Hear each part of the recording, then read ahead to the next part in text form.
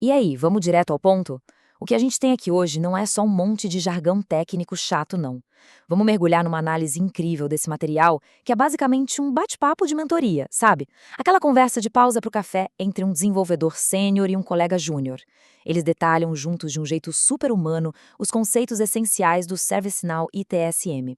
Ao longo da nossa explicação, a gente vai acompanhar essa jornada desde as regras de negócios mais amplas até aquela segurança lá no fundo do banco de dados, sem pular nadinha. Dando uma olhada rápida na nossa agenda, ela segue exatamente o fluxo lógico dessa conversa, começando com teoria e acordos, passando por catálogo e chamados, ciclo ágil, interface do usuário, lógica de servidor e, fechando com chave de ouro, banco de dados e segurança. Beleza. Seção 1. Teoria, prática e acordos. Uma das primeiras dúvidas que sempre aparecem é: qual é a diferença real entre ITIL e ITSM? E a analogia que a nossa fonte traz mata essa charada na hora. O ITIL é como aquele guia teórico de boas práticas. Pensa nele como um livro de receitas. Já o ITSM é a prática pura, a execução diária desses processos rodando lá dentro do ServiceNow. Basicamente, é a diferença entre ler sobre como organizar uma cozinha profissional e, de fato, ir lá, cozinhar e servir os pratos no prazo. Faz sentido, né? E falando em prazo, isso nos leva aos famosos acordos de serviço. SLA e OLA são termos que a gente escuta o tempo todo, mas como eles funcionam na prestação de serviços no mundo real? Bom, o SLA é aquele compromisso externo, direto com o cliente. Tipo, se a internet cai, o SLA diz que o provedor tem, digamos, 4 horas para consertar. Mas e o OLA? O OLA é o acordo interno entre as equipes da própria empresa. A equipe de infraestrutura pode ter um OLA de 2 horas para resolver a parte dela, garantindo que aquele prazo maior do SLA não estoure. E o que é muito legal de notar aqui é essa visão de maturidade operacional que o desenvolvedor sênior compartilha. Ele mostra que o lá não é só uma burocracia chata, é puramente trabalho em equipe. É o que evita os gargalos para que a promessa final lá para o cliente seja cumprida de verdade. É uma mudança de mentalidade, saindo daquela ideia de apenas bater metas para como a gente pode colaborar melhor internamente. Seguindo em frente, seção 2. Catálogo e tipos de chamados. Aqui, a gente tem uma forma brilhante de ilustrar as diferenças no ITSM usando a analogia de um incêndio. Um incidente é aquela falha do dia a dia, sabe? É a urgência de apagar o fogo o mais rápido possível para restaurar o serviço. O problema entra em cena quando a gente precisa investigar a causa raiz, ou seja, descobrir por que esse incêndio começou. A mudança é o momento de consertar a fiação de forma permanente e super segura. E a requisição, ou request, é diferente, não tem nada quebrado. É só alguém pedindo para instalar um extintor novo, por exemplo. É a entrega de um serviço novinho em folha. Mas como esses pedidos chegam no sistema? A diferença aqui é como comparar um carrinho de compras com um bloco de notas. Um catalog item é literalmente como um carrinho de compras, um processo bem estruturado. A gente usa isso quando alguém quer pedir um notebook novo, o que exige aprovações, fluxos complexos e várias tarefas. Por outro lado, o Record Producer vai direto ao ponto. É como preencher um formulário simples num bloco de notas para registrar um erro direto numa tabela de incidentes, sem rodeios. E agora entramos na seção 3, o ciclo de vida ágil. Pensa no ciclo de vida de um incidente como se fosse o conserto de alguma coisa em casa. Ele começa como novo, quando alguém avisa que tem uma goteira. Vai para em andamento, quando o pessoal da manutenção começa a trabalhar.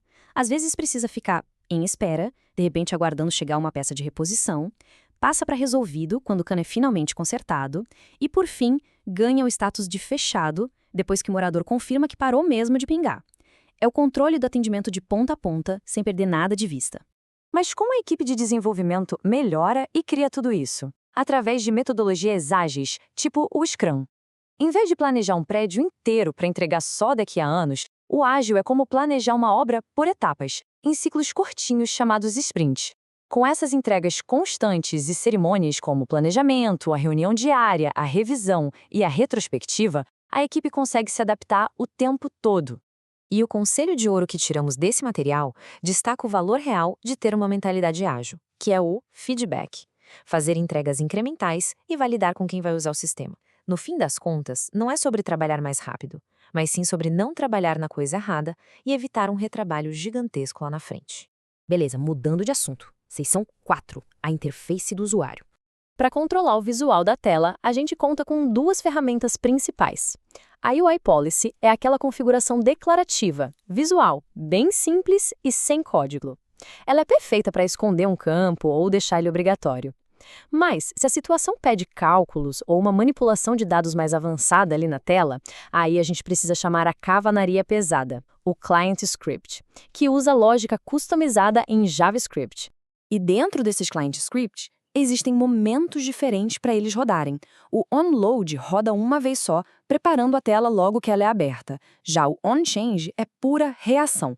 Ele entra em ação no momento em que alguém digita algo ou altera algum campo. A grande lição que o texto nos deixa aqui é super clara. A gente deve evitar colocar lógicas muito pesadas nesses scripts do lado do cliente, senão o navegador simplesmente trava. E aqui temos um confronto clássico no sistema.